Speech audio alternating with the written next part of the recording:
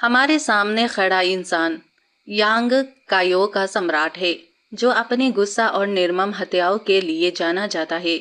यहाँ तक कि उसके अपने बेटे भी उससे भागना चाहते हैं और उसके मंत्री उसे देखकर अपनी नौकरी छोड़ने के बारे में सोचते हैं। किसने सोचा होगा कि ऐसा अत्याचारी एक नन्ही सी बच्ची को देखकर मोहित हो जाएगा। बस एक प्यारी सी रोने की आवाज से ही उसने उस बच्ची को लाड़ प्यार करना शुरू कर दिया। यह नन्ही सी बच्ची हमारी नन्ही राजकुमारी है, जो शीत महल से आई है। 2 साल पहले एक तूफानी रात में 10 महीने की गर्भावस्था के बाद लेडी निंग ने राजकुमारी को जन्म दिया, लेकिन शाही ज्योतिषियों ने उसके जन्म को अपशगुन माना। सभी लोग महल के बाहर घुटने टेक कर सम्राट से लेडी निंग और उसकी बेटी को देश बचाने के लिए मार डालने की भीख मांग रहे थे। अंत में सम्राट ने मंत्रियों को यह कहकर चुप करा दिया कि वे अपशकुन से प्रभावित है, और उस दिन उपस्थित सभी को मार डाला। फिर उसने लेडी निंग और उसकी बेटी को कोल्ड मैंशन में निर्वासित कर दिया। अब नन्ही चास 2 साल की है और मछली पकड़ने में माहिर है। एक दिन कोल्ड महल के तालाब में चास किनारे पर खड़ी एक नौकरानी को अपनी पकड़ी हुई मछली खुशी खुशी दिखा रही थी। राजकुमारी ने घबरा कर पुकारा, जल्दी ऊपर आओ, सर्दी ना लग जाए। एक बड़ी मछली को देख कर चास उसे पकड़ने की कोशिश करने लगी, लेकिन अचानक उसने देखा कि उसकी बहन शांगा गायब है। चास ने शांगा को हर जगह ढूंढा, लेकिन रास्ता भटक गई। तभी उसकी नज़र एक सुंदर आदमी पर पड़ी, जिसने अच्छे कपड़े पहने थे और वह वहाँ बैठा था। वाह, यह यूनिक कितना सुंदर है, उसने सोचा। पास जाकर उसने उसके कपड़े खींचे और प्यार से पूछा, यूनिक, क्या तुमने मेरी बहन शांगा को देखा है? अत्याचारी सम्राट ने उसे उठाया और चिल्लाया, कब से मेरे शाही बगीचे में बिल्लियां और कुत्ते घूम रहे हैं? पास ही में मौजूद एक यूनिक जल्दी से घुटनों के बल बैठ गया और विनती की, महाराज, मुझे क्षमा करे। यह बच्ची बहुत छोटी है, मैंने उसे नहीं देखा और आपकी नींद में खलल डाला। गुस्से में आकर सम्राट ने चास को यूनिक ली की और फेंक दिया। तुम कह रहे हो कि इसे तालाब में फेंक दोगे और फिर खुद को सजा दोगे? डरी हुई चास चिल्लाई, मुझे मत मारो। वह यूनिक ली की बाहों में छटपटाने लगी और अचानक जमीन पर कूद गई। सम्राट को घूरते हुए उसने सोचा, यह सुंदर आदमी इतना गुस्सा क्यों है? क्या वह भूखा है? मैं भी भूखी होने पर चिड़चिड़ी हो जाती हूँ। फिर चास खुशी से बोली। उसने अपना मछली पकड़ने का जाल ऊपर उठाया और कहा, सुंदर आदमी, तुम ये मछली रख सकते हो। सम्राट उसे पूरी तरह से अचंभित होकर देख रहा था। चास ने एक बड़ी मछली पकड़ी और उसे सम्राट को दे दी। यूनिक ली ने उसे डांटा, लेकिन सम्राट ने उसे रोक दिया और मछली को अपने पास रखने को कहा। उन्होंने सख्त चेहरे से कहा, मैं यह मछली ले लूंगा, लेकिन अगली बार मछली पकड़ते समय अपने साथ किसी बड़े को जरूर रखना, नहीं तो तुम डूब सकती हो। सम्राट के डरावने चेहरे से घबराकर चास पीछे हट गई। उसने सोचा, मुझे ऐसा क्यों लग रहा है जैसे वह मुझे श्राप दे रहे हैं। सम्राट ने उनका नाम पूछने के लिए हाथ बढ़ाया, लेकिन चास को लगा कि वह उसकी मछली फिर से लेना चाहते हैं। उसने जल्दी से अपना छोटा हाथ हिलाया और कहा, नहीं नहीं, यह मछली मेरी माँ के लिए है। अगली बार मैं आपके लिए दूसरी मछली पकड़ लूंगी। तभी यूनिक ली ने सम्राट को याद दिलाया, महाराज, देर हो रही है, आपको अभी मंत्री से मिलना है और बाद में महारानी से भी मिलना है। जब वे बात कर रहे थे, चास ने मौका पाकर अपनी मछली की टोकरी लेकर भाग गई। उसे चिंता थी कि कहीं वह उसकी बाकी मछलियां भी न ले ले। चास तेजी से भागी, लेकिन एक पत्थर से ठोकर खाकर गिर गई और रोने लगी। दर्द के बावजूद उसने अपने टोकरी उठाई। चास ने अपनी मछली उठाई और रोते हुए बोली, मैं कहा हूँ, मैं फिर से खो गई हूँ। अचानक उसने अपनी बहन शांगा को मदद के लिए पुकारते सुना। शांगा को राजकुमार लावो निशाना बना रहे थे। चास ने राजकुमार लावो की ओर इशारा करते हुए कहा, तुम बुरे आदमी हो, मेरी बहन को परेशान मत करो।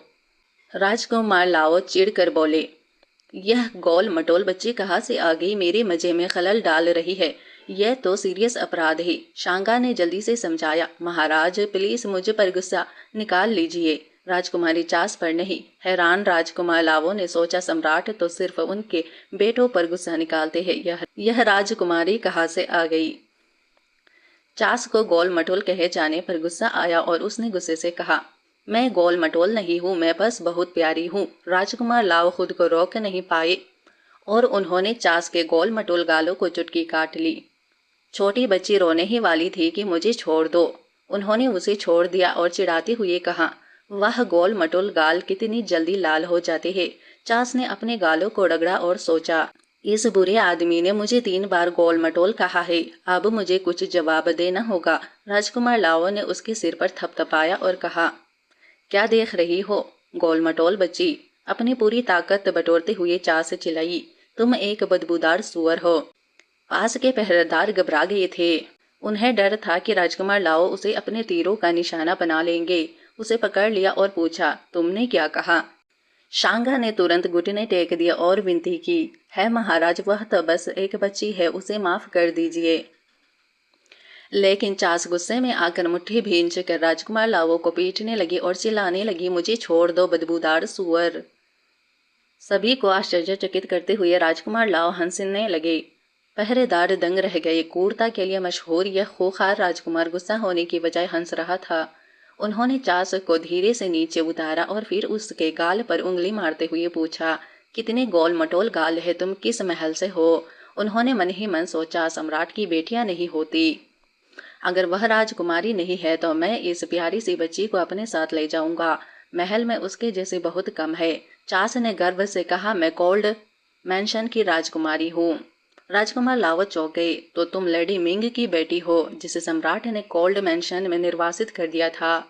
उन्होंने उसे फिर से उठाया और गौर से देखा, अगर तुम मेरे गोल मटोल को नजरअंदाज करो तो तुम सच में अपनी माँ जैसी दिखती हो और तुम्हारा मोह तो सम्राट जैसा है। चार्ल्स ने अपनी उंगली से राजकुमार लाओ की ओर इशारा करते हुए कहा, मुझे गोल मटोल कहना बंद करो, मैं तो बस मजे के लिए गोल मटोल हूँ।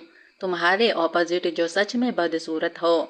मैं यानकाई राजवंश के 4 सुंदर पुरुषों में से एक हूँ। आपको कुछ सम्मान दिखाना चाहिए। चार्ल्स ने अचानक राजकुमार लाओ की नाक पर उंगली मारी और प्यारी सी आवाज में कहा, मैं तुमसे नहीं डरती। राजकुमार शाओ दर्द में था। उसने चास को छोड़ दिया और पहरेदार घबरा गए। चास ने शांगा को पकड़ा और भाग गए। वह अपनी माँ के लिए मछली भूनने के लिए कोल्ड मैंशन में वापस भागी। चास ने खुद आग भी जलाई। पूरी तरह से भीगते हुए उसने कभी कल्पना भी नहीं की थी कि खूंखार राजकुमार लाओ की नाक पर उंगली मारी जा सकती है। लेडी निंग ने चास को चेतावनी दी कि बाहर खतरा है और उसे भविष्य में राजकुमार लाओ से दूर रहने के लिए कहा। अपनी माँ से वादा करने के बाद चास मछली भूनने वापस चली गई और यूनिक के बारे में सोचने लगी। उसने सोचा कि क्या वह भी मछली भुनेगा। चास सोच रही थी कि यूनिक के शब्द कितने कोमल थे। उस दुष्ट राजकुमार के ऑपोजिट जिसने उसे गोल मटोल कहा था, वह यह सोचे बिना नहीं रह सकी कि लोग इतने अलग क्यों होते हैं। इस बीच सम्राट अपने महारानी से मिलने जाने के रास्ते में उनकी मुलाकात हुई। राजकुमार लाओ जिन्होंने अनिच्छा से उन्हें रास्ता दिया।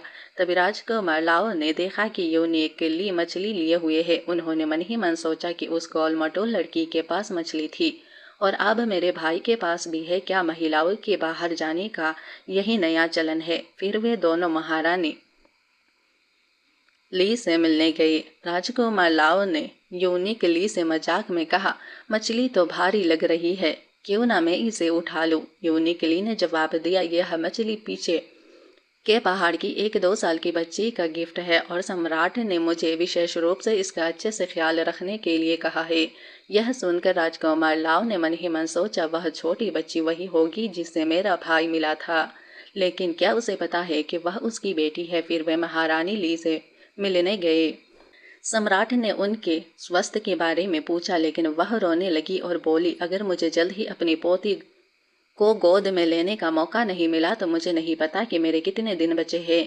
महारानी ली ने समुद्र का राजा नामक एक नाटक का जिक्र किया जो उन्होंने देखा था और जोर देकर कहा कि अगर उनमें से कोई भी उन्हें पसंद नहीं आई तो सम्राट को उपपत्नियों से ज्यादा बार मिलना शुरू कर देना चाहिए। राजकुमार लाओ ने मजाक में कहा कि वह एक चयन की व्यवस्था करेगा।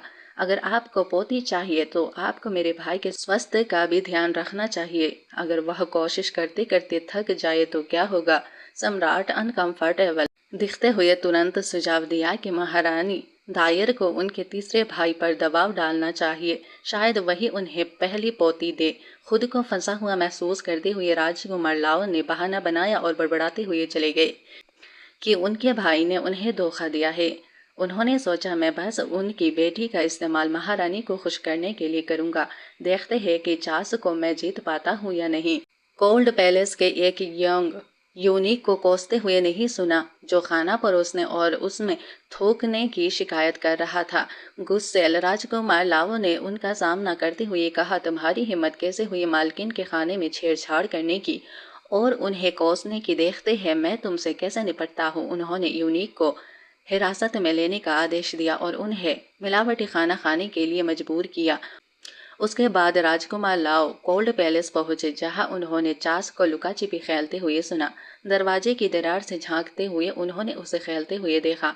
वह थक गई और भूख से उसका पेट गुड़गुड़ाने लगा। नौकरानी शांगा ने कहा कि छोटी राजकुमारी बस थोड़ा सा सूप पिया था, उसकी माँ और खा सकती है, और उसने अपनी माँ से कहा था कि उसका पेट भर गया है, लेकिन सच में उसे भूख लगी थी। इस पूरे समय राजकुमार लाओ को लगा कि यह गोल मटोल बच्ची सच में भूखी है और उसने तुरंत पहरेदारों को खाना तैयार करने का आदेश दिया। तभी चास ने दस्तक सुनी और सोचा कि यह फैन है, लेकिन उसने कहा कि यह राजकुमार लाओ है। उनकी ओर इशारा करते हुए उसने कहा, तुम बदसूरत बदबूदार सुअर हो। शांगा ने राजकुमार लाओ को आते हुए सुनकर जल्दी से चास को अपने पीछे छिपा लिया और कहा, राजकुमार लाओ प्लीज बच्चे को दोष मत दीजिए, यह मेरी गलती थी। इसी समय कॉन्कोबाइन निंग आ गई। शांगा ने चास को अपने पास ले लिया। शांगा की बाहों में भी चास ठीक से व्यवहार नहीं कर रही थी। अपनी बड़ी बड़ी आंखों से घूरते हुए और राजकुमार लाओ की ओर इशारा करते हुए बोली, माँ यह वही बुरा चाचा है जिसने मुझे और बहन शांगा को तंग किया था। उसने गर्व से यह भी कहा, बदबूदार सुअर, मैंने ही तुम्हारी नाक में उंगली डाली थी। तुम्हें मेरी माँ को तंग करने की इजाजत नहीं है। जब राजकुमार लाओ ने कॉन्कोबाइन निंग को देखा तो उसने सोचा कि यह महिला 2 साल से ज्यादा समय से कोल्ड पैलेस में बंद है, फिर भी वह इतनी कोमल और शालीन बनी हुई है। इसमें कोई हैरानी नहीं कि मेरा भाई उसके प्रति इतना स्नेह दिखाते हुए उसने आदरपूर्वक कहा, कल मैं उब गया था और ब्लैक माउंटेन में एक दिलचस्प गोल मटोल बच्चे से मिला, इसीलिए मैं यहाँ मिलने आया हूँ। मुझे उम्मीद है कि कॉन्कोबाइन निंग मुझे दोष नहीं देगी। कॉन्कोबाइन निंग ने विनम्रता से आंसर दिया, यदि वह गोल मटोल बच्चा सच मेरी चास है तो मैं उसकी ओर से माफी मांगती हूँ, अगर उसने आपको नाराज किया हो। राजकुमार लाओ ने हाथ हिलाकर कहा, कोई बात नहीं, कोई बात नहीं। मेरे भाई ने आपको 2 साल पहले कोल्ड पैलेस में रखा था, आपने बहुत कष्ट सहा होगा। कॉन्कोबाइन निंग ने शांत भाव से आंसर दिया, जब से सम्राट ने मुझे कोल्ड पैलेस में भेजा है, मैंने जिंदगी के उतार चढ़ाव को स्वीकार करना सीख लिया है। मैं परिणामों को संभाल सकती हूँ। अगर और कुछ नहीं है तो प्लीज परेशानी से बचने के लिए चली जाइए। राजकुमार लाओ ने आत्मसंतुष्ट होकर कहा, क्या आपको लगता है कि मैं महल में कभी किसी चीज से डरता हूँ? सच कहूँ तो मैं आज छोटी राजकुमारी के लिए यहाँ आया हूँ। तभी पहरेदार अंदर आए और बताया कि शाही भोजन तैयार है। राजकुमार लाओ ने स्वादिष्ट भोजन से भरी एक बड़ी मेज सजाई और कहा कि यह कल छोटी राजकुमारी से टकराने के लिए माफी के तौर पर है। उन्होंने वादा किया कि कोल्ड पैलेस में अब शाही रसोई से घटिया खाना नहीं परोसा जाएगा। बहुत स्वादिष्ट खाना। चास की आंखें चमक उठी और उसके मुंह में पानी आ गया। राजकुमार लाओ ने चास को स्नेह भरी निगाहों से देखा, मुस्कान के साथ उसकी ओर देखा और कहा, आगे बढ़ो और खाओ, मैंने बनाया है। चास ने पलटकर लाओ को गले लगाया और उन्हें एक बड़ा सा चूमन दिया। राजकुमार लाओ या थोड़ा हैरान रह गए। अभी क्या हुआ? इस गोल मटोल बच्ची ने मुझे चूमा। मुस्कुराते हुए उन्होंने कॉन्कोबाइन निंग से कहा, मुझे यह बच्ची बहुत पसंद है। क्या आपको कोई आपत्ति होगी अगर मैं इसे कुछ दिनों के लिए अपने साथ रख लूं? कॉन्कोबाइन निंग को लगा कि चास शायद उनके साथ जाने के लिए बहुत छोटी है और शायद बहुत शर्मीली भी होगी, लेकिन तभी राजकुमार लाओ ने बताया कि उनके यहाँ बहुत सारे स्नैक्स है और चास उनमें से कुछ वापस ला सकती है। जैसे ही चास ने स्नैक्स के बारे में सुना, वह तुरंत मान गई। इसीलिए राजकुमार लाओ चास के साथ चले गए। कोल्ड पैलेस से निकलने के बाद भी राजकुमार लाओ चास के चुम्बन के ख्यालों में खोए हुए थे और उन्होंने ध्यान नहीं दिया कि वह एक तितली के पीछे भाग गई है। उन्हें यह भी एहसास नहीं हुआ कि वह गोल मटोल बच्ची गायब हो गई है। वह शाही बगीचे में पहुंच गई, जहां बड़ा अत्याचारी अपने मंत्रियों को उनके काम ठीक से पूरा न करने के लिए गुस्से से डांट रहा था। वह इतना गुस्सा था कि उसने एक मेज पलट दी और स्नैक्स चारों ओर बिखर गए। बड़े अत्याचारी ने दूर से एक आवाज सुनी, तितली तितली, मेरा इंतजार करो। उसने चास को शाही बगीचे में एक तितली का पीछा करते हुए देखा। जब उसने जमीन पर गिरे हुए नाश्ते देखे तो उसकी आंखें चमक उठी और वह उन्हें उठाने के लिए तेजी से दौड़ी। चास ने खुशी खुशी नाश्ते उठाते हुए कहा, आज मुझे फल मिले और अब इतने सारे नाश्ते भी। उसने अपने आसपास के सभी लोगों को पूरी तरह से नजरअंदाज कर दिया। बड़े अत्याचारी ने यूनिक ली से पूछा कि क्या कोई चीज उसके पास से गुजरी थी, क्योंकि वह जानी पहचानी लग रही थी। यूनिक ली ने जल्दी से जांच की और पूछा, चार्ल्स, तुम किस महल से हो? क्या तुम्हें नहीं पता कि तुम्हें यहाँ घूमने की अनुमति नहीं है? तुम बड़ी मुसीबत में पड़ सकती हो। चार्ल्स निराश होकर बोली, तो क्या मैं ये नाश्ते नहीं खा सकती क्योंकि यह जमीन पर गिर गई है? यह क्लियर था कि चार्ल्स को खाने की ही चिंता थी। इस बीच बड़ा अत्याचारी सोच रहा था, क्या यह वही छोटी बच्ची नहीं है जो पिछली बार मेरे लिए मछली लाई थी? अब वह यह नाश्ता उठा रही है। इस गोल मटोल बच्ची को खाना कितना पसंद है। इस समय बड़े अत्याचारी ने चास को ऊपर देखने के लिए कहा। जब चास मुड़ी और उसे देखा तो वह इतनी एक्साइटेड हो गई कि उसने अपनी बाहें हिलाई और चिल्लाई, यूनिक, हम आपसे फिर मिल रहे हैं। पास में गुटनेटे के मंत्री थे। डर के मारे यह सोच रहे थे कि यह गोल मटोल छोटी लड़की खुद को मौत की सजा देने की गुहार लगा रही थी। सम्राट को अद्वितीय कहकर पुकारने पर भी बड़ा अत्याचारी गुस्सा नहीं हुआ, बल्कि गर्मजोशी से मुस्कुराते हुए बोला, चार्ल्स, तुम्हें मैं याद हूँ। और साथ ही उसकी जेबों में नाश्ता भरता गया। चार्ल्स ने जवाब दिया, बेशक मुझे याद है, तुम्हें याद है, पिछली बार मैंने तुम्हें मछली दी थी, तो क्या तुम मुझे एक और दोगे? लीन हैरान रह गई। सम्राट ने उसकी मछली स्वीकार कर ली और अब वह एक और चाहता है। क्या उसे एहसास नहीं है कि वह कितनी भाग्यशाली है? बड़े अत्याचारी ने स्नेहपूर्ण भाव से कहा, इधर आओ। मंत्री दंग रह गए। सम्राट की सेवा में इतने सालों में उन्होंने उसे कभी इतना मुस्कुराते हुए या इतनी कोमल आवाज में बोलते नहीं देखा था। चास बड़े अत्याचारी के पास गई और उनकी नजरें मिली। उसने मन ही मन सोचा, वह कितना सुंदर है। अचानक बड़े अत्याचारी ने उसके गोल मटोल छोटे पैरों को पकड़ा और उसे तब तक हिलाया जब तक उसकी जेबों में रखे सारे नाश्ते बाहर नहीं गिर गए। चास को नीचे उतारा गया और बड़े अत्याचारी ने पूछा, तो तुम इन सभी नाश्ते का भुगतान कैसे करोगी जो तुमने लिए है? ये शाही रसोइये द्वारा बनाए गए सबसे बेहतरीन व्यंजन है। इनकी कीमत कम से कम एक मछली के बराबर तो होनी चाहिए, है ना? चास ने अपना गोल मटोल हाथ हिलाते हुए कहा, ये नाश्ते मैंने उठाए हैं, तुमसे नहीं लिए हैं। तो तुम अन्याय नहीं कर सकते। उसे एक पल देते हुए उसने कहा, तो यह अब तक का सबसे अच्छा फल है जो मैंने खाया है। मैंने इसे सिर्फ तुम्हारे लिए तोड़ा है। यूनिक लीन ने तुरंत हस्तक्षेप किया, यह सोचकर कि सम्राट को खट्टी चीजें नापसंद है। पिछली बार जब सम्राट को शाके से सिरका मिला था तो उन्होंने दूत को अधमरा कर दिया था। क्या चास को इसके लिए दंडित किया जाएगा? गोल मटोल छोटी लड़की ने खट्टा फल बड़े अत्याचारी को दे दिया, यह जाने बिना कि उसे खट्टी चीजें नापसंद है। आश्चर्यजनक रूप से बड़े अत्याचारी ने इसे स्वीकार नहीं किया, बल्कि उसने छोटी राजकुमारी से फल स्वीकार कर लिया। पास के मंत्री चौकित रह गए। बड़े अत्याचारी ने चास से कहा, क्या तुम इस खट्टे फल के बदले और नाश्ते लेना चाहती हो? चास ने सोचा कि बड़े अत्याचारी को एक और फल चाहिए, इसीलिए उसने अनिच्छा से उसे एक और फल दे दिया।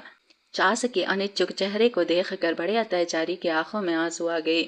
उसने सोचा कि उसे नाश्ते से कितना प्यार होगा कि उसे एक फल खोना दुनिया का अंत लग रहा है। फिर उसने यूनिक लीन को शाही रसोई से कुछ मिठाइयाँ लाने का आदेश दिया।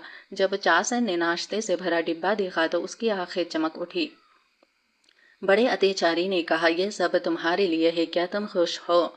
लेकिन चास ने जवाब दिया, हाँ मैं खुश हूँ, क्या मैं कुछ और तोड़ सकती हूँ? चास ने नाश्ते के लिए फल लेने के लिए नीचे झुकी। तभी अत्याचारी ने उसके हाथ से फल छीन लिया और कहा, यह फल बहुत खराब दिख रहे हैं, इन्हें फेंक दो। चास अपने फलों से अलग नहीं होना चाहती थी, इसलिए उसने कहा, अगर आप इन्हें फेंक देंगे तो मेरे पास खाने के लिए कोई फल नहीं बचेगा। उसने ध्यान से फल उठाए और अपनी जेब में वापस रख लिए। उसी समय बड़े अत्याचारी ने चास की जेब पर बनी छोटी भेड़ की आकृति देखी और सोचा कि वह भेड़ के साल में पैदा हुई होगी, इसीलिए अब उसकी उम्र लगभग 3 साल होगी। उसे याद आया कि उसकी भी एक बेटी थी जो चास की उम्र की होती अगर उसे अभिशाप ना माना जाता। उसने धीरे से चास के सिर पर हाथ फेरा और उसे छोटी गोल मटोल कहा। चास ने तुरंत मुंह बनाया और जोर से कहा, मैं गोल मटोल नहीं हूँ। उसने अपनी शर्ट उठाकर अपना गोल पेट दिखाया और कहा, यह तो बहुत प्यारा है। यह देखकर मंत्रियों को यह बहुत प्यारा लगा और वे उसे घर ले जाना चाहते थे। बड़े अत्याचारी ने जल्दी से चास की शर्ट ठीक कर दी, उसके माथे पर प्यार से थपथपाया और कहा, आज से लोगों के सामने, खासकर पुरुषों के सामने अपनी शर्ट मत उठाना, समझी? लेकिन हमारी छोटी चास तो सिर्फ 3 साल की है। इन बातों को ठीक से न समझने वाले बड़े अत्याचारी ने चास को उठाया और धैर्यपूर्वक उसे समझाया कि लड़कियों को अजनबियों, यहाँ तक कि लड़कों को भी अपना शरीर नहीं दिखाना चाहिए और अपनी कमीजें नहीं उठानी चाहिए। उसने उसे बताया कि उसका शरीर कपड़ों से ढका होना चाहिए और पूछा कि क्या वह समझ गई। चास ने मासूमियत से अपनी आंखें ढक ली और कहा, ढकना चाहिए। बड़े अत्याचारी ने उसके हाथों को उसकी आंखों से हटाया और सीरियसली दोहराया कि उसे अपना पेट ढकना चाहिए और उन हिस्सों को नहीं दिखाना चाहिए जहाँ कपड़े होने चाहिए। उसने पूछा कि क्या वह समझ गई। नीचे बैठे मंत्री चौंक गए। उन्हें लगा कि अत्याचारी बच्चों से नफरत करता है, यहाँ तक कि उसके अपने राजकुमारों को भी इस तरह का बिहेवियर नहीं मिलता था। क्या यह सचमुच अत्याचारी है? अत्याचारी बच्चों के प्रति सख्त होने के लिए जाना जाता था। अगर वे आज्ञाकारी नहीं होते तो उन्हें चिलचिलाती धूप में घुटने टेकने पड़ते थे और अक्सर सजा के तौर पर किताबें रटने को कहा जाता था। लेकिन इस छोटी लड़की के साथ वह अपवाद करता हुआ प्रतीत हुआ। चास ने खुशी से जवाब दिया, मैं समझ गई, पेट ढका होना चाहिए। बड़े अत्याचारी ने उसके पेट में गुदगुदी की और कहा, अच्छा। चास खिलखिलाकर हंसी क्योंकि उसे गुदगुदी होती थी। अत्याचारी को वह इतनी प्यारी लगी कि उसने अचानक फिर से उसके पेट में गुदगुदी की। अत्याचारी ने चिंता से बाहें चौड़ाते हुए पूछा, क्या मैंने तुम्हें चोट पहुंचाई? चास ने पेशाब करने की जरूरत बताई तो उसने प्यारे अंदाज में कहा, पेशाब। अत्याचारी हैरान रह गया। पास ही खड़े एक यूनिक ने तुरंत समझाया कि चास को शौचालय जाना है। यूनिक उस प्यारी बच्ची को गोद में लेने का मौका ढूंढ रहा था, लेकिन अत्याचारी ने उसे ठंडी नजर से देखा और खुद चास को उठा लिया। इस हरकत से यूनिक दंग रह गया और सोचने लगा, महाराज जाग जाए, क्या आप कभी अपने बच्चों के प्रति इतने अच्छे रहे हैं? कुछ देर बाद अत्याचारी चास का छोटा हाथ पकड़े हुए बाहर आया और प्यार से पूछा कि क्या बाथरूम जाने के बाद उसे अच्छा लगा। ताओ चास को ढूंढ रहा था। उसे चिंता थी कि कहीं वह गुस्सेल अत्याचारी के साथ मुसीबत में न पड़ जाए और खतरे में न पड़ जाए। उसने सोचा कि अपनी पोती के बारे में महारानी को बताना ही बेहतर होगा। जब चास ने स्वादिष्ट भोजन से भरी मेज देखी तो उसकी आंखें चमक उठी और उसके मुंह में पानी आ गया। सभी स्वादिष्ट विकल्पों को देखकर वह रोमांचित हो गई। अत्याचारी ने भी उसे खुद खाना खिलाया। उसे इतना प्यारा पाकर कि आसपास के सभी लोग उसे घर ले जाना चाहते थे। चास और अत्याचारी दोनों को एक ही व्यंजन पसंद आया। जब एक यूनिक उसे ले जाने आया तो चास ने जल्दी से उसे पकड़ लिया और कहा, रुको, मुझे और चाहिए।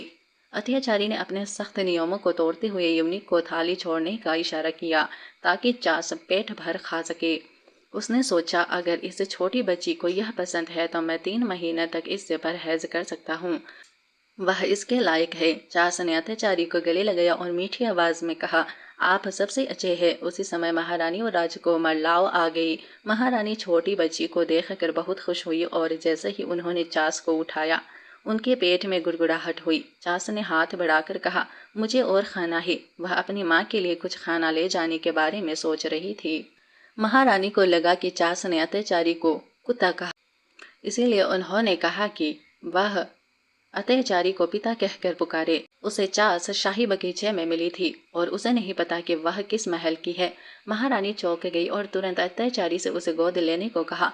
जाहिर है वह चास से बहुत प्यार करती थी।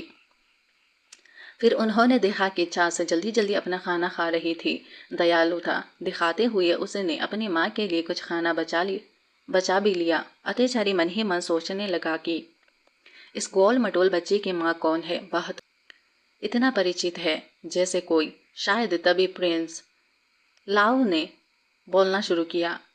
कॉन्सॉर्ट लिंग। दरवाजे से छोटी गोल मटोल बच्ची चास दौड़कर बाहर आई और राजकुमार के बाहों में कूद पड़ी, जिसे अत्याचारी और महारानी दोनों चौंक गए। अत्याचारी ने तुरंत तीसरे भाई से पूछा, इस छोटी बच्ची से तुम्हारा क्या रिश्ता है? यह तुमसे इतनी क्यों चिपकी रहती है? राजकुमार लाओ ने चिढ़ाते हुए लहजे में जवाब दिया, बेशक क्योंकि चास मुझे पसंद करती है ना? चास ने राजकुमार लाओ को गले लगाकर खुशी से कहा, हाँ हाँ, मैं तुम्हें पसंद करती हूँ।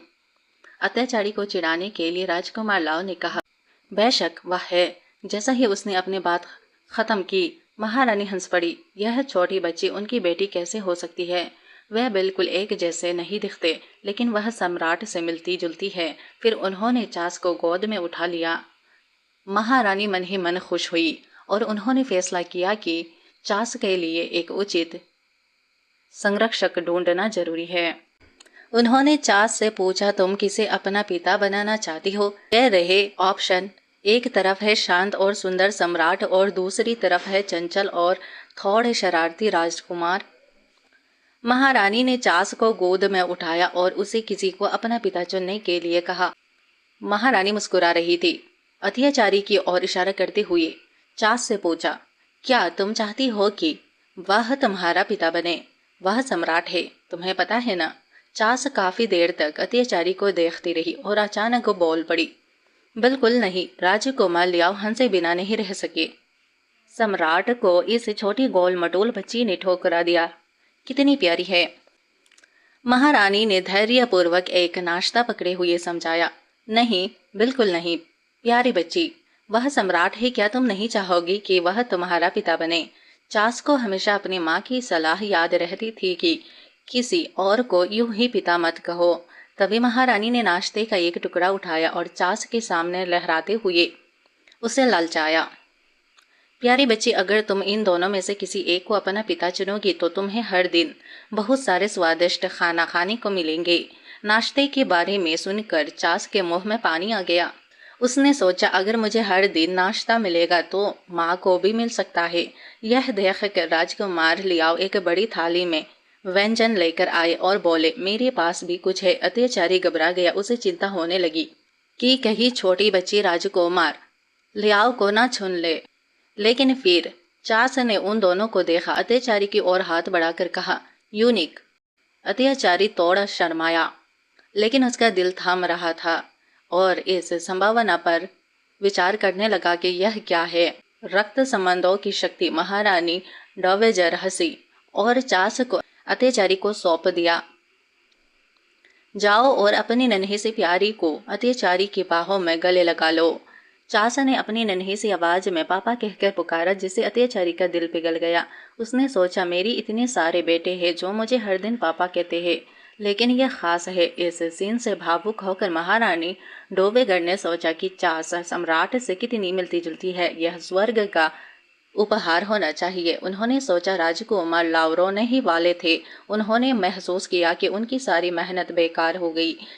चास ने जमाई ली और कहा कि उसे नींद आ रही है, और इससे पहले कि कोई कुछ समझ पाता वह अत्याचारी की बाहों में सो गई।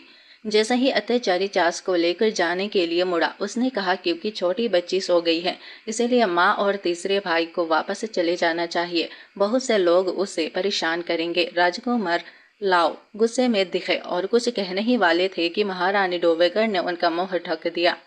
उन्होंने कहा, जैसे ही मेरी पोती जागे मुझे बताना। अत्याचारी चास को नीचे रखने ही वाले थे कि यूनिकली उस प्यारी सी बच्ची को अपनी बाहों में लेना चाहता था, लेकिन अत्याचारी ने उसे इतनी घूर कर देखा कि वह हिलने की हिम्मत भी नहीं कर पाया।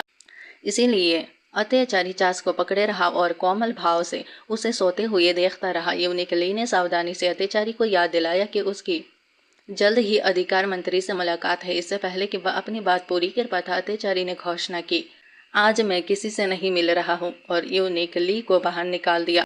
यूनिकली ने यह सोचते हुए कि सम्राट पहली बार किसी बच्चे के साथ रहने के लिए अपने कर्तव्य से मुंह मोड़ रहा है। इस छोटी बच्ची ने अब तक अपने असली पिता को कभी नहीं देखा था और वह अत्याचारी की बाहों में स्वादिष्ट भोजन के सपने देखते हुए सो गई थी। उसने अत्याचारी के बाह को मुर्गी का पैर समझ लिया था। अगली सुबह जब वह उठा तो उसने चास को गायब पाया। वह बस एक मेमने की कढ़ाई वाली छोटी थैली थी। चास कहाँ गई होगी, उसने सोचा। अत्याचारी ने पूरे महल में तलाशी का आदेश दिया, लेकिन वह कहीं नहीं मिली। गुस्सा होकर उसने सभी को सिरकलम करने की धमकी दी। तभी यूनिकली ने घबराकर सुझाव दिया कि जांच करने के लिए बस एक ही जगह बची है, वह है कोल्ड पैलेस। अत्याचारी रुका। छोटी लड़की सच में उसकी बेटी हो सकती है, भले ही उसके बारे में कहा जाता था कि वह दुर्भाग्य लाती है। देश पर विपत्ति आ गई। अत्याचारी शासक तुरंत जाने के लिए तैयार हो गया। इस बीच एच महल में महारानी शू ने व्यंग्यपूर्वक महारानी एच से कहा कि सम्राट एक 3 साल की बच्ची की तलाश कर रहे हैं, जिसके बारे में अफवाहें फैल रही है कि वह कोल्ड पैलेस की एक महारानी की बेटी है। महारानी एच ने मजाक उड़ाते हुए कहा, तो क्या हुआ, एक बच्ची क्या मुसीबत खड़ी कर सकती है। महारानी शू ने फिर यह कहकर बात को और भड़काने की कोशिश की कि अगर महारानी निंग इसमें शामिल हो गई तो तीसरे राजकुमार का भविष्य खतरे में पड़ सकता है। महारानी एच ने गुस्से में अपनी चाय का प्याला मेज पर पटक दिया और आत्मविश्वास से घोषणा की, जब तक मैं हरम में हूँ, महारानी निंग बच नहीं पाएगी, मेरे नियंत्रण से बच नहीं पाएगी और मेरे बेटे को नुकसान नहीं पहुंचा सकती। मजाक करने वाली महारानी ने कहा, भले ही सम्राट महारानी निंग पर मोहित हो, अधिकारी जरूर से विरोध करेंगे। वह सिर्फ उसके लिए उन सब के खिलाफ नहीं जाएंगे। देख महारानी शू मुस्कुराई और मन ही मन महारानी एच की बुद्धिमत्ता की तारीफ की। महारानी शू ने सोचा, अगर मैं आग को हवा देती रही तो महारानी एच से टकराव होगा। मिंग और मेरी पत्नी के बीच के झगड़े से मुझे फायदा होगा। इसी बीच चास एक तितली का पीछा करती हुई तितली मेरा इंतजार करो पुकार रही थी। तभी उसकी मुलाकात राजकुमार लाव से हुई, जो मुस्कुराए और बोले, मैं तुम्हारी मदद करता हूँ इसे पकड़ने में। उन्होंने जल्दी से एक चाकू से तितली को पेड़ पर टांग दिया और चास को दिखाया, लेकिन तितली को बेजान देख कर चास फूट फूट कर रोने लगी। राजकुमार लाओ ने चाहे कितनी भी कोशिश की, वह उसे दिलासा नहीं दे सके। उसी समय सम्राट और उनके दल कोल्ड पैलेस की ओर जा रहे थे, लेकिन उन्हें वह चास रोती हुई मिली। सम्राट ने राजकुमार लाओ को एक तरफ धकेलते हुए चास से पूछा, तुम्हें किसने तंग किया, मैं तुम्हारा बदला लूंगा। चास की आंखों में आंसू देखकर सम्राट ने उसे प्यार से गले लगाया और राजकुमार लाओ को बांधने का आदेश दिया। चास अभी भी रो रही थी और बोली, चाचा ने मेरे लिए तितली पकड़ने की कोशिश की, लेकिन वह मर गई, इसलिए मैं रोई। राजकुमार लाओ ने आह भरी, भाई तुम फिर से जल्दबाजी में निष्कर्ष निकाल रहे हो। क्या तुम्हें पता भी है कि तुम्हारे शासन में कितने निर्दोष लोगों को इस वजह से कष्ट सहना पड़ा है। सम्राट अभी भी चिंतित थे और उन्होंने देखा कि चास अपनी तितली दोस्त को फनाना चाहती है।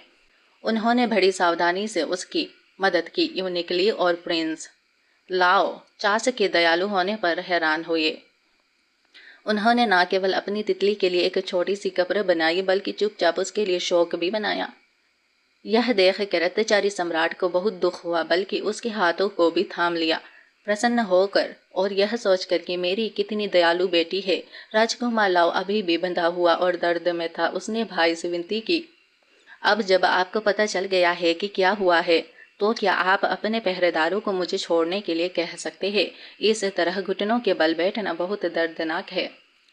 लेकिन अत्याचारी सम्राट ने उसे अपने कामों पर सोचने का आदेश दिया और उसे उठने नहीं दिया। चास ने मदद करने की कोशिश करते हुए अपने छोटे से गोल मटोल पैर थपथपाया और कहा, चाचा लाओ के पैर में दर्द हो रहा है। अत्याचारी सम्राट ने चास को पकड़े हुए राजकुमार लाओ की ओर देखा और कहा, मेरी बेटी भी तुमसे ज्यादा समझदार है। फिर उसने धीरे से चास की नितंब पर थपथपाया और कहा, चलो खाना खाते हैं। खाने के बारे में सुनकर चास खुशी से नाचने लगी, जबकि राजकुमार लाओ उन्हें जाते हुए देखता रहा।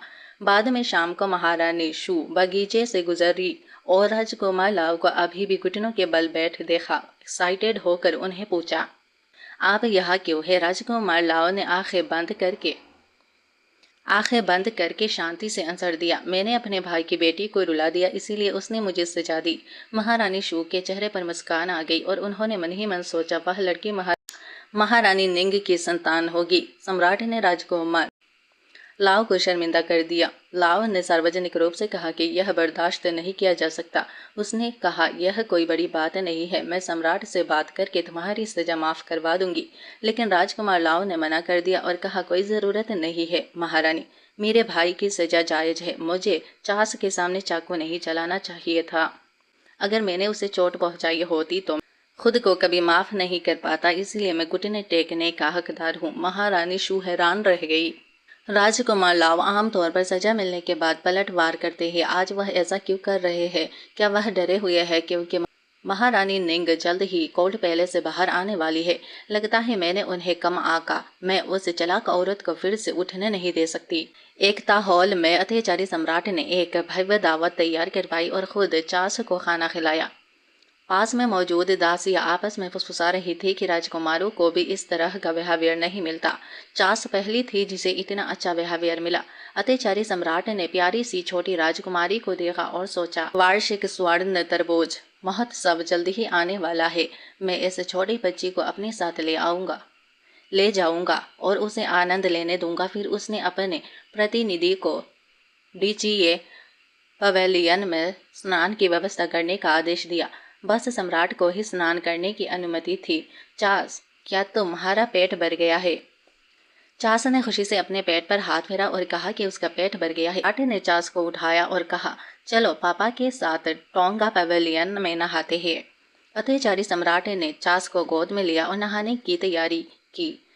चार्ल्स को नीचे उतारने से पहले उन्होंने पानी का तापमान जांचा। छोटी बच्ची ने पहले कभी ऐसा कुछ नहीं देखा था, इसीलिए वह एक्साइटेड होकर अपनी छोटी सी ड्रेस उठाकर पानी में कूद गई और खूब छपछपाते हुए बोली, कितना मज़ा आ रहा है। अत्याचारी सम्राट बिल्कुल भी नाराज नहीं हुए, बल्कि उन्होंने चार्ल्स को प्यार से सावधान रहने की याद दिलाई। चार्ल्स ने अपने टांग पैडल कौशल का प्रदर्शन भी किया। अत्याचारी सम्राट ने ताली बजाई और उसकी तारीफ करते हुए कहा, मुझे नहीं पता था कि मेरी बेटी टांग पैडल कर सकती है। वह मुझसे भी बेहतर है। तारीफ सुनकर चार्ल्स वापस पानी में कूद गई और फिर से तैरने लगी। नहाने के बाद चार्ल्स ने टोंगा पवेलियन में खूब मस्ती की। सम्राट और अत्याचारी सम्राट को चिंता हुई कि चार्ल्स को सर्दी न लग जाए, इसलिए उन्होंने उसे तौलिए में लपेट दिया। तब यूनिक ली ने दरवाजे के पास एक आवाज सुनी और गुस्से से चिल्लाई, कौन है वहाँ? बाहर आओ। तुम्हारी हिम्मत कैसे हुई यहाँ जासूसी करने की? यह शांगा थी, जो तुरंत घुटनों के बल बैठ गई। अपना सिर जमीन पर पटका और समझाया, दासी, शांगा का इरादा कोई नुकसान पहुंचाने का नहीं था। मेरी मालकिन ने सुना था कि महाराज छोटी राजकुमारी को वापस ले आए हैं और उन्हें चिंता थी कि कहीं उसे शिष्टाचार ना आता हो, इसीलिए उन्होंने मुझे जांचने के लिए भेजा है। प्लीज महाराज, मुझ पर दया कीजिए। अत्याचारी सम्राट ने दासी शांगा को देखा और सोचा कि वह जानी पहचानी लग रही है। उन्होंने उससे पूछा कि उसकी मालकिन कौन है। शांगा घबराकर पसीने से तरबतर हो गई और जवाब दिया कि वह महारानी निंग है, जिन्हें 2 साल पहले कोल्ड पैलेस भेजा गया था। महारानी निंग का नाम सुनकर अत्याचारी सम्राट एक पल के लिए चुप रहे। फिर ठंडे लहजे में पूछा कि क्या उसे भेजने का कोई और कारण था, जैसे कोल्ड पैलेस की सजा हटवाना। शांगा ने सिर हिलाकर कहा कि उसे बस राजकुमारी चार्ल्स की जांच करने के लिए भेजा गया था। तब तक चार्ल्स सम्राट की बाहों में सो चुकी थी। सम्राट चिढ़कर मन ही मन सोचने लगे, महारानी निंग कितनी बेवकूफ़ है कि उन्होंने इस अवसर का लाभ नहीं उठाया। क्या उन्हें सच में कोल्ड पैलेस में रहना पसंद है?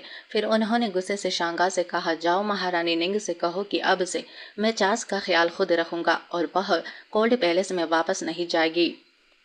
शांगा ने विदा लेते हुए घुटनों के बल बैठकर बार बार विनती की। अगली सुबह जब उठी तो उसने दो अनजान चेहरे देखे और कंबल के नीचे छिपी हुई थी। तभी एक जवान यूनिक ने उसे बताया कि सम्राट दरबार गया है और उन्होंने उन्हें उसके लिए नाश्ता तैयार करने और फिर उसे शाही उद्यान तक ले जाने का आदेश दिया है। खाने के बारे में सुनकर चार्ल्स तुरंत मान गई और दोनों यंग यूनिक के साथ बाहर चली गई। उद्यान से गुजरती हुई चार्ल्स ने एक छोटे लड़के को देखा जो उसके पिता जैसा दिखता था और एक चट्टान के पास सो रहा था। उसने सोचा कि वह लड़का बहुत सुंदर है और खुद को उसका चेहरा छूने से रोक नहीं पाई, लेकिन उसने कोई प्रतिक्रिया नहीं दी।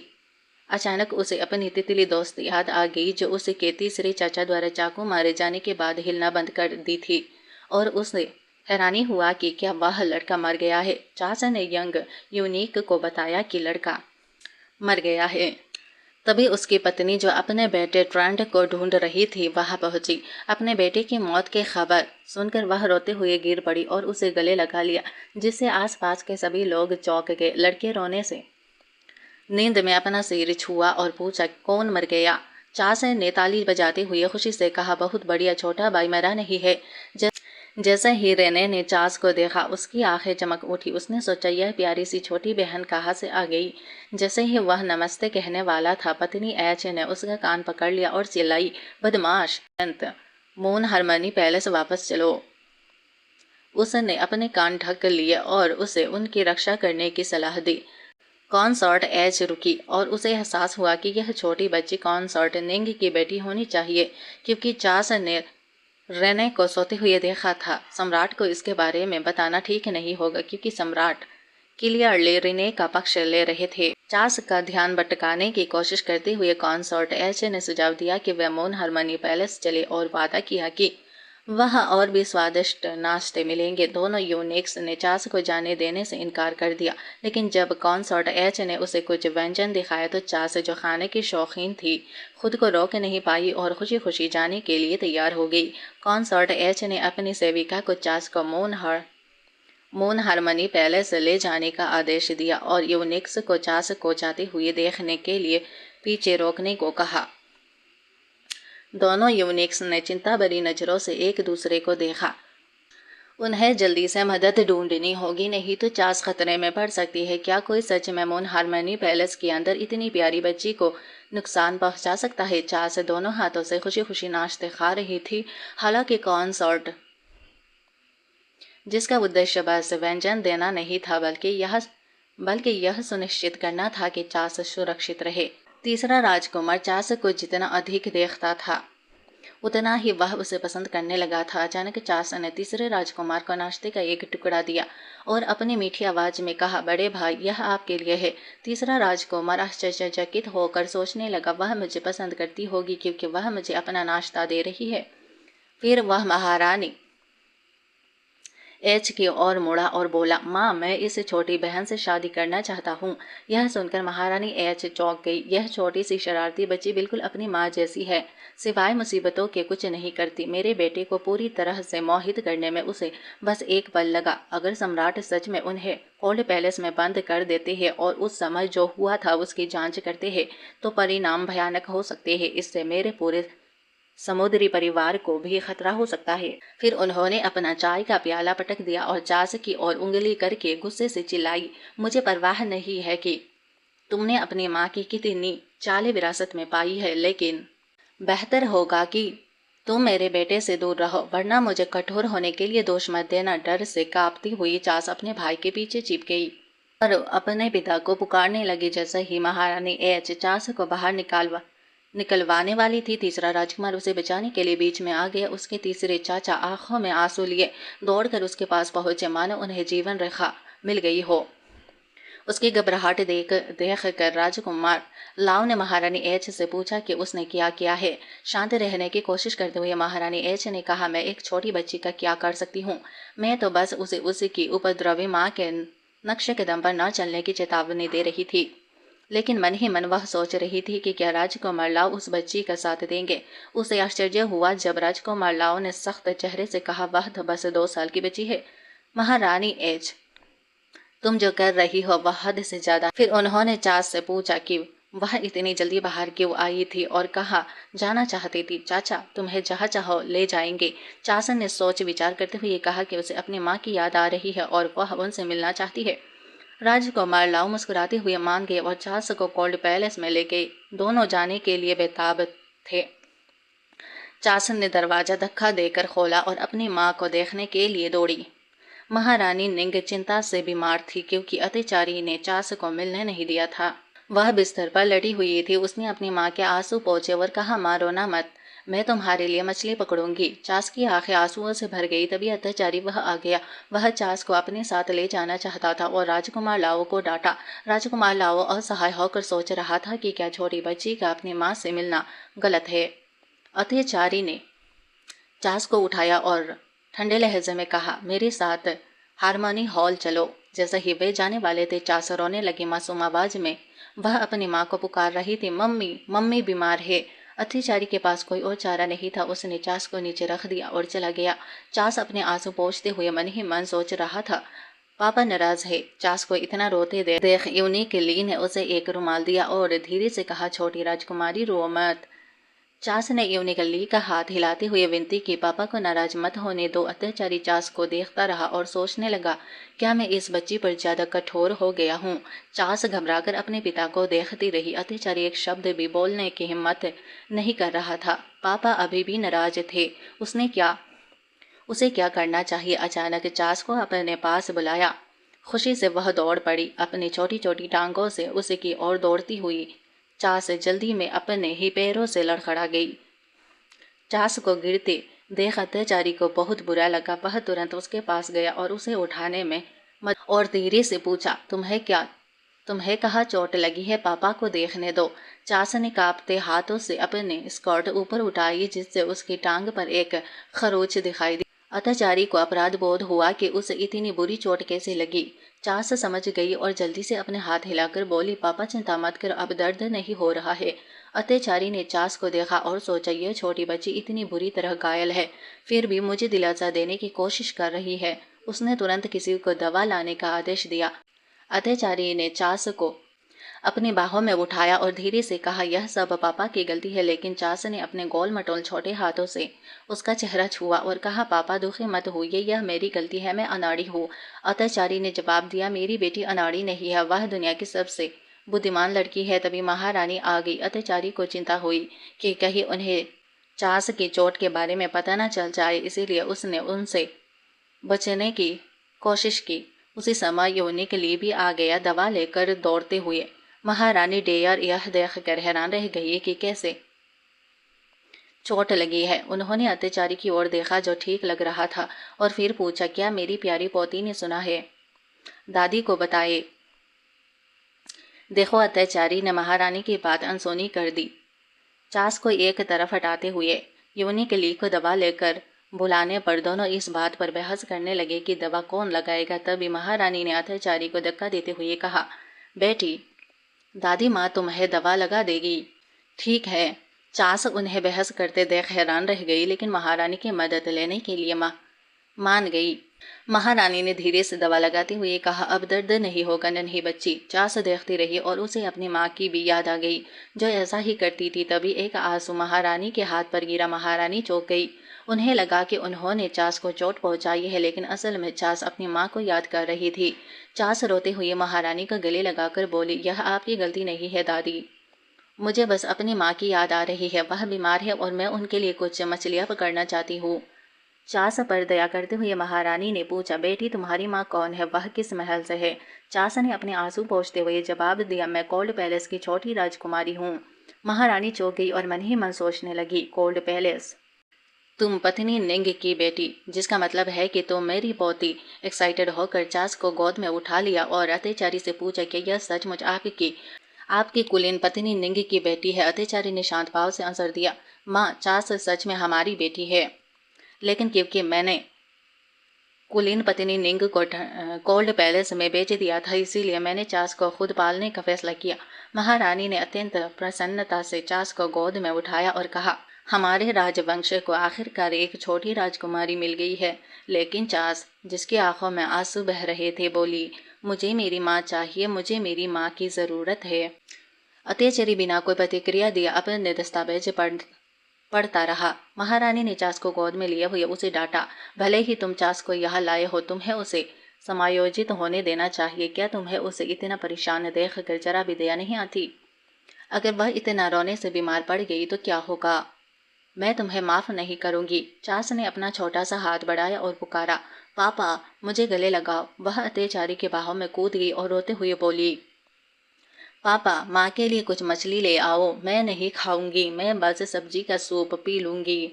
अत्याचारी का दिल नरम पड़ गया। उसने उसके आंसू पोंछे और कहा, मैं तुम्हारे लिए सिर्फ सब्जी के सूप से ज्यादा कुछ ला सकता हूँ। फिर उसे याद आया कि वह मेरी बेटी से पहली बार कब मिला था, चास से कब मिला था। उसने सोचा कि जीवन किस तरह का था। वह कोल्ड पैलेस जहाँ उसे खाने के लिए कुछ मछली पकड़नी पड़ती थी। चास को मांस खाना बहुत पसंद था, लेकिन जब वे पहली बार मिले तो उसने उदारतापूर्वक अत्याचारी को एक मछली दे दी। अत्याचारी ने सीरियसली उससे पूछा, अगर मैं कोल्ड पैलेस में रहता तो क्या तुम मुझे अपनी पकड़ी हुई मछली देती? चास तुरंत सतर्क हो गई, यह सोचकर कि कोशिश कर रहे हैं। जब चास ने तुरंत जवाब नहीं दिया तो अत्याचारी ने उसे अभी जवाब देने के लिए कहा। चास ने मुंह बनाकर मना कर दिया, लेकिन अत्याचारी उसका मुंह खींचते हुए जवाब की मांग की और अपना सिर खड़खड़ाहट की तरह हिलाया। चास तब तक चुप रही जब तक महारानी ने हस्तक्षेप नहीं किया और अत्याचारी को डांटते हुए कहा, मेरी पोती को परेशान मत करो, क्या तुम अभी भी मेरे बेटे नहीं हो? निराश होकर चास ने झट से कहा, पिताजी बहुत बुरे हैं, मैं पिताजी को कोई मछली नहीं दूंगी। अत्याचारी को ऐसा लगा जैसे उसके दिल में लाखों तीर चुभ गए हो और उसने सख्ती से पूछा, तुम क्या कह रही हो? मैंने तुम्हें तुम्हारी माँ से मिलने की अनुमति दी थी और तुम मेरे साथ एक मछली भी साझा नहीं करोगी।